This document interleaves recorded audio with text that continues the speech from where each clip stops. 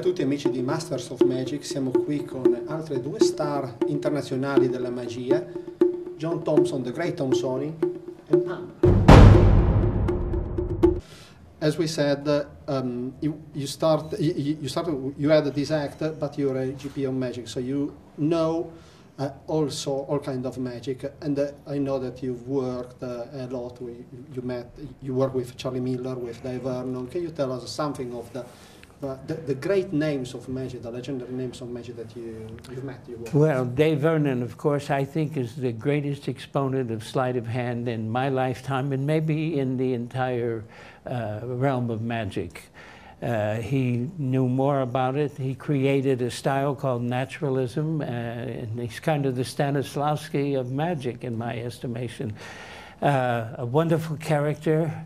You know, I have done his voice for many years. That is one of the things that I wanted to ask you later. Yes.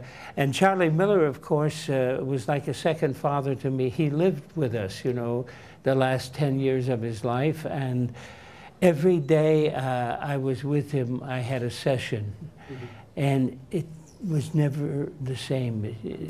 For 10 years, day after day, he showed me things I'd never seen before, and it was he's the most knowledgeable magician I ever knew.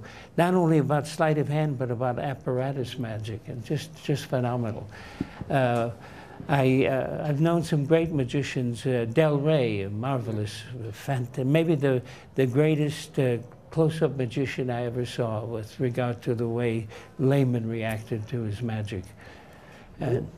What is about that experience that you had with Charlie Miller made me think about how do you think is the best way to learn magic? Is it with direct tuition, with working as much as you can with an established magician, or are there, especially now in the 21st century with all these electronic around us, are there any better ways to learn Well, magic? I don't think, I'm not a big fan of learning from video.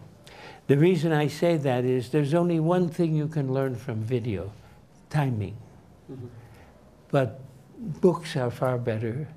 And once you have learned your craft, if you have the opportunity to have a wonderful mentor, someone who has made their mark in magic, and someone you respect their work and their magic, so that's the bonus, learning from a mentor.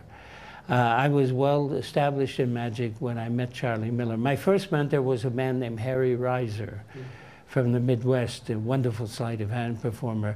And secondly was Charlie Miller. But that was after I was well established. And how do you get established? First you learn your craft. And I read and practiced, and it's practice and practice and practice, and then editing, understanding what you could get rid of to make the effect better. Yes, so another thing that you're well known is your timing and your handling of the classics of magic. Last night you performed 2 classics on stage. What I want to ask you is about the relevance in today's world, because nowadays nobody carries an egg into a material bag, or anybody carries balls, crochet balls. How relevant can be the classics of magic today for somebody that is just starting to do magic now? Well, I think the classics are what you build upon. And the reason they are classics is because they've stood the test of time. They are well-tested effects. The effect is very positive. One of the things I see people don't understand today is where the effect ends. What is the full effect? I see people who keep adding in an addition. A perfect example, Dave Vernon told me many years ago. He did the wonderful trick, the Leipzig's opener, where, you know, he apparently is going to find 4 queens, and the 4th queen is actually an ace, and then he makes the others change. And then he would go on and say, where are the queens? And he would get them out of his pockets.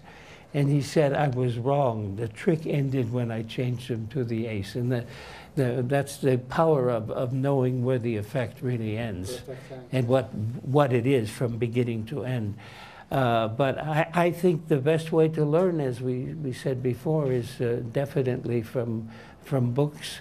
You can learn, and the reason you see some people do something out of a move or a routine, and it's flawless in the way it should look, is because they read into it what worked well for their hands. You know, when Vernon talked about naturalness, he meant be natural to yourself. Don't do things that are artificial movements that you would not normally do.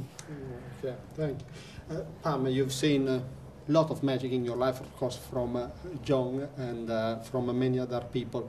What is maybe the magic trick or the magic effect that you like most? And by whom? By John or somebody else? Well? What's that one you do with the backwards and forwards and now they've straightened out? Oh, Vernon, she loves Vernon's Triumph. Yes. And of all the tricks, if I could only do one trick for my whole life, it would be Triumph. I think it's the finest piece of card magic ever invented. And he can do it as Vernon. Absolutely, young lady. Yes, I certainly can. Okay. Thank you very much for your time, your patience, and for all your wisdom. Many thanks. Enjoy the rest of the convention, and I hope to see you soon. Well, thank you. Bye-bye. Bye-bye. Ciao.